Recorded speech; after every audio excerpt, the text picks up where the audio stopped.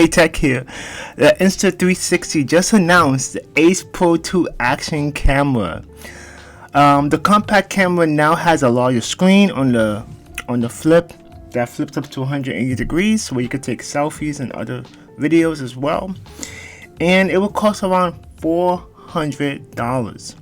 You know, it also has some other updates. It could shoot up to 4K video, up to 30 frames per second, right? I think that's pretty awesome. It also can go underwater. That has been extended to 39 feet, right? 60 deeper than the original, right?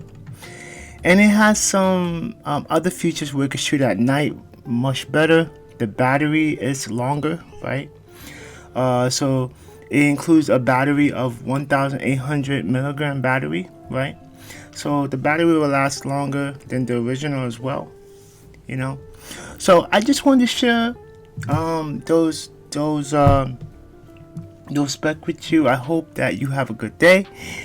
Please like and subscribe, and I'll definitely see you guys next time. Thank you.